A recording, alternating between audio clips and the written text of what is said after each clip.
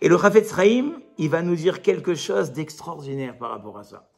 Le Chafetz Chaim, il va dire, je vous le traduis en simultané pour pas vous faire perdre de temps, le sujet des puits que Yitzhak a creusé nous apprend que quand une personne commence un projet dans sa vie, que jamais elle ne l'abandonne. Jamais, au grand jamais. Tu t'es lancé dans tes études, tu t'arrêtes parce qu'on te propose un job avec de l'argent facile. Aujourd'hui, c'est les panneaux solaires, les pompes à chaleur.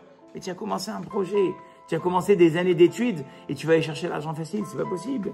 Tu as commencé à t'intéresser à des cours de Torah. Ah ouais, mais il y a des copains qui te disent, on va aller faire un week-end sur la côte, on part un week-end à Dubaï. Et alors, tes engagements, ils sont où? Tu commences une relation sérieuse. Et sur le moindre malentendu, tu laisses tomber le garçon, tu laisses tomber la fille.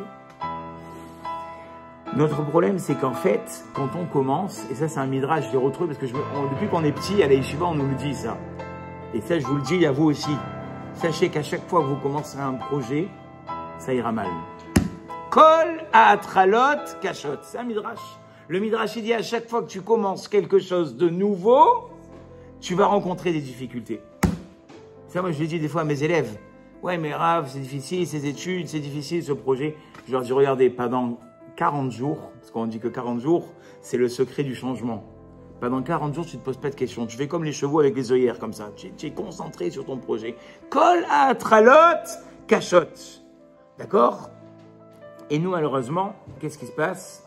Quand on tombe devant un projet qui n'avance pas, on passe à autre chose. Des difficultés.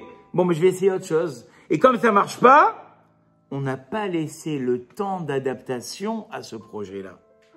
Et regardez bien, la différence, et ça vous le répéterez ce soir avant de vous endormir quand vous serez fatigué, la différence entre ceux qui ont réussi et ceux qui n'ont pas réussi, c'est le degré de résistance.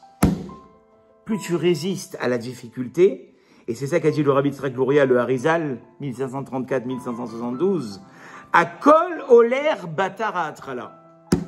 L'impulsion que tu mets au début, là où c'est difficile justement, là où on te met des bâtons dans les roues, et que toi tu te dis non mais je vais continuer, c'est ça qui va déterminer si ton projet il va réussir.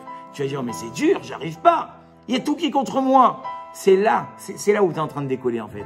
De la façon dont tu réagis aux problèmes qui existent dans ta vie au moment où tu commences, c'est ça qui va déterminer ce qui va se passer après. Le Rav Wolbe, il appelle ça comment? Il appelle ça le Muskal Rishon. Rav Wolbe, il dit, la première impression que tu as dans ton projet, c'est elle qui va déterminer si après tu vas pouvoir te battre ou pas. Si la première impression que tu as dans ton projet, elle est positive, peu importe ce qui arrive après, exactement, tu vas y arriver. C'est une fois on raconte, il y a quelqu'un, il a voulu, et certains doivent connaître, il a voulu devenir Schwarzenegger. Alors il a dit à Schwarzenegger, il dit moi, comment on fait pour être costaud comme toi? Il dit, tu vois le rocher là ici, tu tapes, il commence à taper comme un dingue et tout ça. Et il voit que rien se passe, il tape, il dit mais il s'est moqué de moi, c'est pas possible. À un moment donné, le rocher il s'ouvre en deux, il y a un petit papier, il y a écrit, idiot, regarde tes bras. Il voit ses bras, il dit, oh! Il s'est pas rendu compte qu'en fait, ce qu'il avait l'impression qu'il n'était pas efficace en fait dans sa vie, qu'est-ce qui s'est passé? Ça a marché. Mais c'est encore une fois, c'est quel état d'esprit j'ai? Est-ce que j'ai un état d'esprit positif de vainqueur ou j'ai un état positif, un état d'esprit négatif où j'ai même pas la force de descendre de mon lit, où j'ai même pas la force d'aller jusqu'à la cuisine pour ouvrir le frigidaire tellement je suis dégoûté de mes difficultés?